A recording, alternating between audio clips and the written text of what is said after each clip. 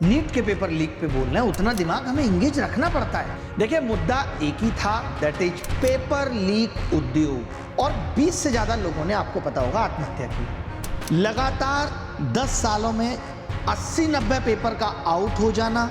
जिस दौर में वॉर हो या कुछ भी हो, जहां इतने लगातार पेपर लीक हो रहे हो, वहां शिक्षा मंत्री को नहीं हटा देना चाहिए? क्यों भाई? यहाँ लोगों का 13,000 करोड़ रुपए, तो देश के जनता का पैसा नहीं है। ये मेहनत की गाड़ी कमाई नहीं है। पहले डॉक्टर पर्चा लिख देता था, 7 दिन तक आप दिखा सकते थे, आज 3 दिन में खत्म हो जाता है। ये सब पे अगर हम आवाज उठा रहे हैं कि पहले लोगों को गंदा खाना खिला करके बीमार करिए, बीमारी लाइए उनके अंदर, और उसके बाद वही हॉस्पिटल आपको बुरी तरीके से काटेंगे। पेशेंट, दुर्गा जी, दया का पात्र है, हनन करने के लिए, शोषण के लिए पेशेंट नहीं है। सर, उस कमबख्त को कैसे समझाऊं कि जितना दिमाग उनमें है उतना तो अभिनय सर का खराब रहता है। हाँ, कुछ ना कुछ टेंशन चलती रहती है। कभी एसएससी के खिलाफ बोलना है, कभी सीबीएसई के समस्याओं के का विरोध करना है, कभी नीट के पेपर लीक पे बोलना है। उतना दिमाग हमें इंगेज रखना पड़ता है, और वो भी पढ़ाने के साथ साथ। और जब कोई आपकी आवाज ना उठा रहा हो तो शिक्षक की जिम्मेदारी है, वरना उसकी पढ़ाने की कोई सार्थकता नहीं है, कोई मतलब नहीं है। देखिए मुद्दा एक ही था, दैट इज पेपर लीक उद्योग।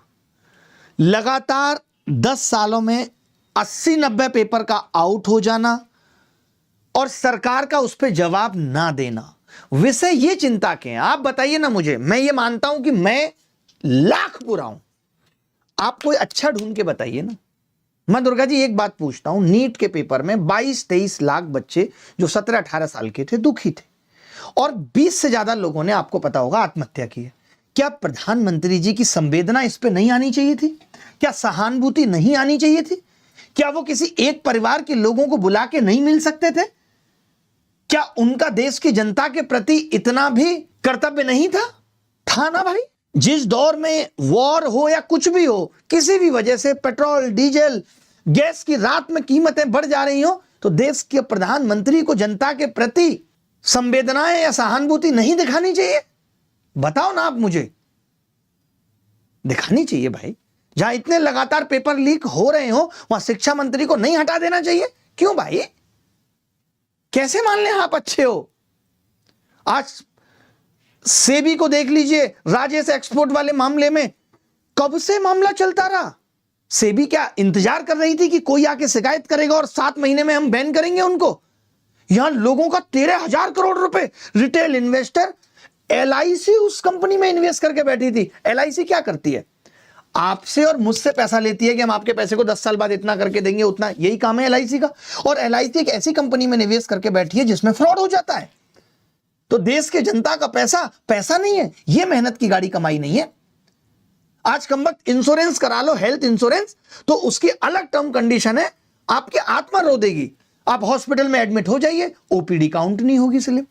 पहले डॉक्टर पर्चा लिख देता था, 7 दिन तक आप दिखा सकते थे, आज 3 दिन में खत्म हो जाता है। शिक्षा व्यवस्था से पीछे नहीं है हेल्थ सिस्टम भी आपके साथ अत्याचार करने में। आपको ऐसी बीमारियां घोषित कर देगा, आप सोच नहीं सकते, क्योंकि उनको अपने टारगेट पूरे करने हैं। ये सब पे अगर हम आवाज उठा रहे हैं कि पहले लोगों को गंदा खाना खिला करके बीमार करिए, बीमारी लाइए उनके अंदर, और उसके बाद वही हॉस्पिटल आपको बुरी तरीके से काटेंगे। इंश्योरेंस की अप्रूवल आने में कई बार 1-2 दिन लग जाते हैं। पेशेंट परेशान होता रहता है। पेशेंट, दुर्गा जी, दया का पात्र है, हनन करने के लिए, शोषण के लिए पेशेंट नहीं है। ये एक सभ्य समाज की पहचान होती है। राजनीति क्या कोई गेट है और सामने खुला हुआ है और मैं चला जाऊं, यार लो मैं चला गया? अरे हर चीज का प्रोसेस है, हर चीज में वक्त लगता है। पहले उससे ज्यादा जरूरी है कि पेपर लीक से लड़ा जाए, उससे ज्यादा जरूरी है एग्जाम सिस्टम को सुधारा जाए, उससे ज्यादा जरूरी है एजुकेशन सिस्टम को अपडेट किया जाए, उससे ज्यादा जरूरी है कि सीईटी लागू कराया जाए, उससे ज्यादा जरूरी है एनईपी लागू कराई जाए। आपको क्या है, राजनीति में आ जाइए, आपकी गोद है राजनीति। मूवी नहीं है प्रकाश झा की, राजनीति में कोई भी आ जाएगा। हलवा नहीं है, वक्त लगता है।